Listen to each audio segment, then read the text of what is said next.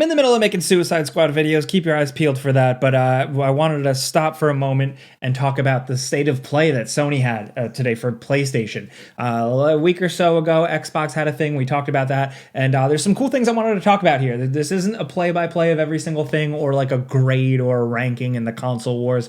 Just some games I found interesting, some reactions. Silent Hill was a surprising splash. I didn't expect to see so much of it, like Konami coming out and revealing Silent Hill the short message. This is actually available and free to download and play now. Apparently it's a short, more narrative experience, and judging by the trailer, I actually thought it looked pretty cool. It didn't look like extremely Silent Hill. It looked a little different, just kind of incorporating some elements of Silent Hill, but seemed cool. I also like first-person horror, like slow, kind of walking sim-ish first-person horror.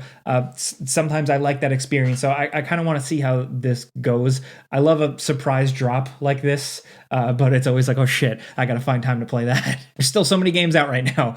But that's interesting, but then they also showed more Silent Hill 2 remake from Bloober Team. And this is where the jury is still out for me. I'm not really sure about this one. Looks a little weird. Something about it is a little off. Maybe it's just that the trailer was emphasizing like combat and shooting and melee and like, you know, making it look more action focused than the original game in my memory really was. But they have overhauled the combat. That is now a full confirmation. We kind of knew that, but now we see it here. My thing is really, even more than last time, what's up with James? What did they do to him? Like, why does he look all weird? He almost looks like Leon'd up. Like they're trying to make it really look like Resident. I know that's just me pulling that out of my ass. That's rude, but I don't know. James always just looked like a regular, generic, boring guy, and something about him here just looks a little off. Everything else, though, environmentally and creature-wise, I think looked pretty good.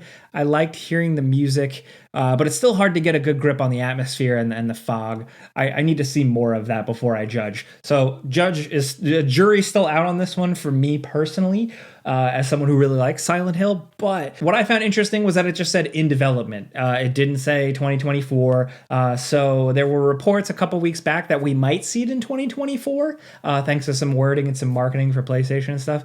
But maybe that's not the case now. I actually, like, in looking at the releases for the year, I was wondering if Silent Hill 2 remake was going to be like one of the bigger tentpole releases, like a third party kind of cooperative thing with Sony. But I digress. I don't know. Another thing, it's a given thing, an easy thing. Rise of the Ronin dropping in March. This looks really good. For me, it does look very Souls-like because they made Neo and Neo 2, so they're doing that. But I like that there's an emphasis on story here. And now from this trailer in particular, seeing all the environment stuff, like seeing the town, the village, and the different architecture and like that time period, that's the stuff that I really want to see here.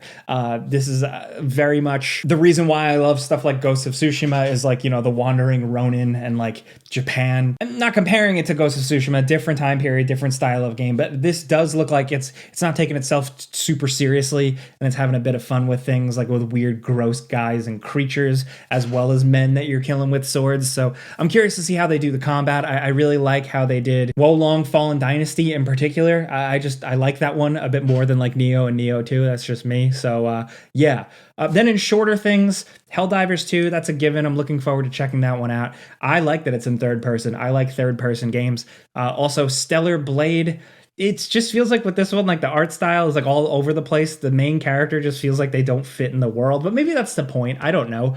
What I will say is that the action hack and slash combat stuff to me looks like it's giving straight up Devil May Cry Bayonetta, which is a good thing. I am very much into those style of games, especially if you listen to the Friends Per Second podcast. Last week I told a really weird story I had about Devil May Cry, kind of embarrassing, but you love it. And then Dragon's Dogma 2. Of course, that's out soon, and that's kind of like the RPG everybody's been waiting for. But what I like to see was Sonic Generations, again, getting a new lease on life. Essentially, this is apparently going to be a new version of Sonic Generations, now with Shadow the Hedgehog and a bunch of Shadow the Hedgehog content. Hell yeah, dude. Where's his gun? I hope they give him guns. The cowards better not steer away from him having guns and a cool motorcycle. I'm holding, we got to keep people accountable here. And say what you will, like if you have a PlayStation VR 2, how you feel about the level of support or the amount of games. I do like at these showcases, they do manage to take the time to at least highlight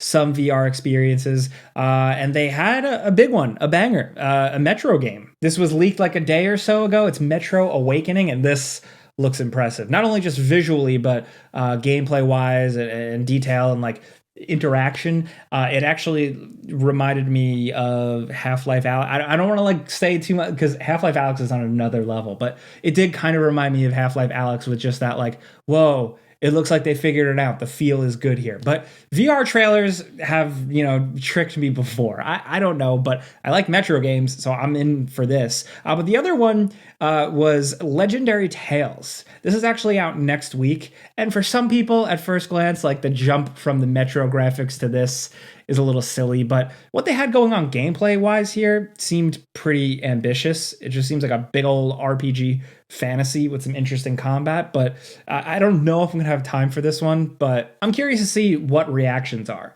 Now, another game that doesn't have a release date, which I thought we would by now, it's been in the works for a long time, it's Judas. This is from Ken Levine and his studio.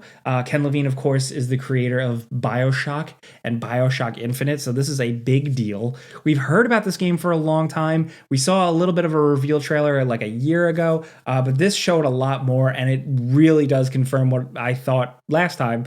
It does look like a new BioShock. I don't think that's a bad thing. But what they've talked about, like in terms of the story and like, it always sounded like they were going for something totally different.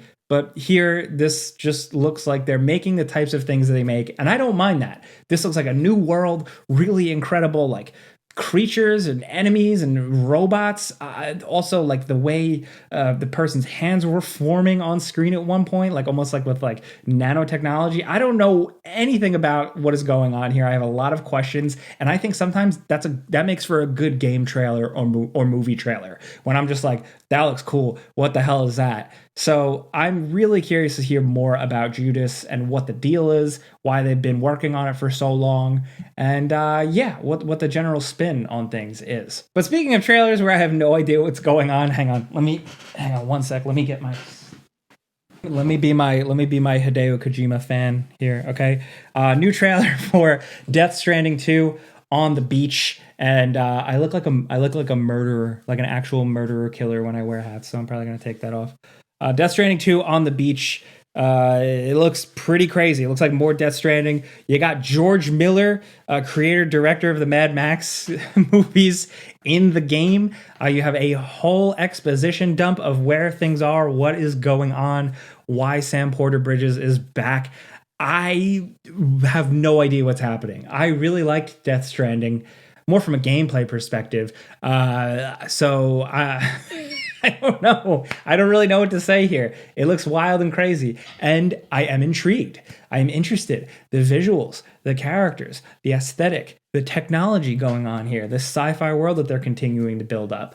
I want to see where they're going, and I hope that this time around they can really hone the story and consistently tell it throughout the game, and also not just like dump a bunch of weird crazy shit on you at the end that just kind of like is just dialogue.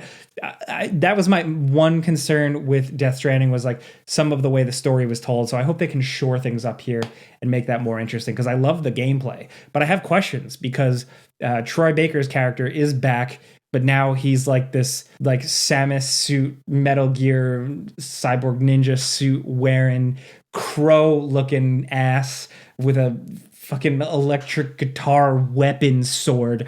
I am all about this. I want to play as him. This is like Higgs 2.0 compared to him in the first game, and it's really cool. But that was immediate. I was like, wait a minute, why isn't this a game? This looks like crazy. This is awesome. This reminds me like when they revealed Raiden in Metal Gear Solid 4, and they were like, look how much cooler he is now, and he got this whole big crazy violent scene.